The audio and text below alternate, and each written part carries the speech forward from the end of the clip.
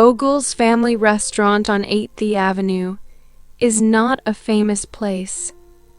But if you need a large, cheap meal, then Bogle's is the place for you. There are 12 tables in the room, 6 on each side. Bogle's himself sits at the desk by the door and takes the money. There are also 2 waitresses and a voice. The voice comes from the kitchen. At the time of my story, one of the waitresses was called Aileen.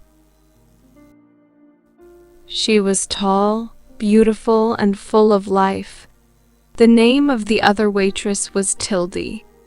She was small, fat, and was not beautiful.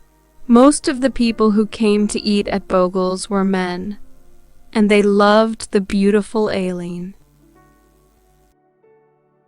They were happy to wait a long time for their meals, because they could look at her. Aileen knew how to hold a conversation with 12 people and work hard at the same time. And all the men wanted to take Aileen dancing or give her presents. One gave her a gold ring, and one gave her a little dog. And poor Tildy? In the busy, noisy restaurant, men's eyes did not follow Tildy. Nobody laughed and talked with her. Nobody asked her to go dancing, and nobody gave her presents. She was a good waitress, but when she stood by the tables, the men looked around her to see Aileen. But Tildy was happy to work with no thanks. She was happy to see the men with Aileen. She was happy to know that the men loved Aileen. She was Aileen's friend, but deep inside, she too wanted a man to love her. Tildy listened to all Aileen's stories. One day, Aileen came in with a black eye. A man hit her because she did not want to kiss him. How wonderful to have a black eye for love, Tildy thought.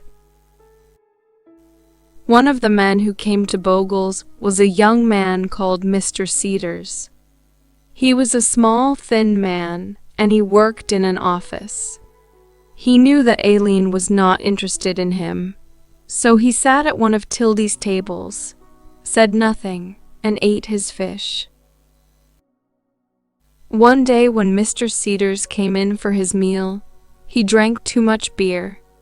He finished his fish, got up, put his arm around Tildy, kissed her loudly, and walked out of the restaurant.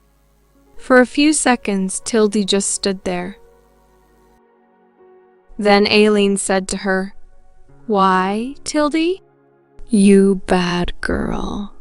I must watch you. I don't want to lose my men to you." Suddenly, Tildy's world changed.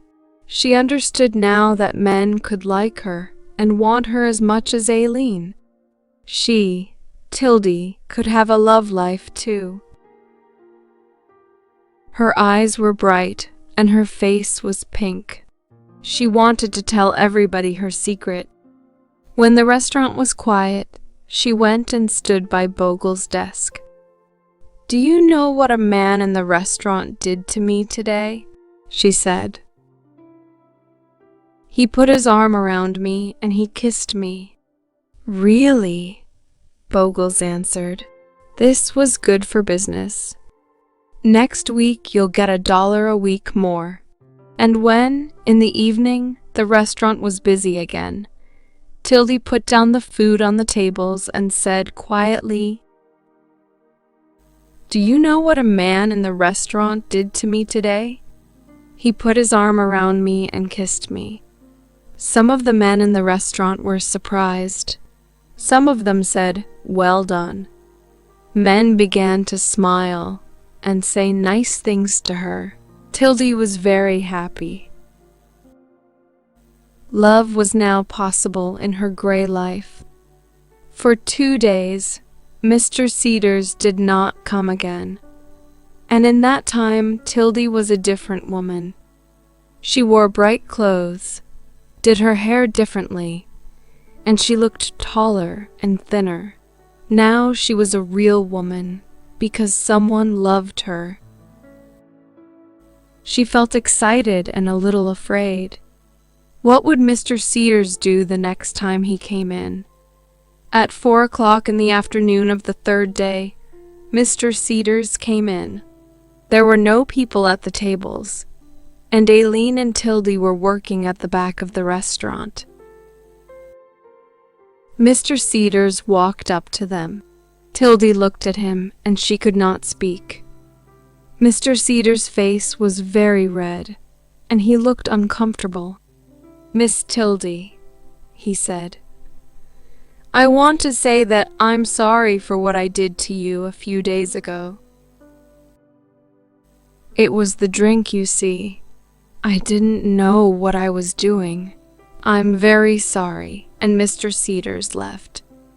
But Tildy ran into the kitchen and she began to cry.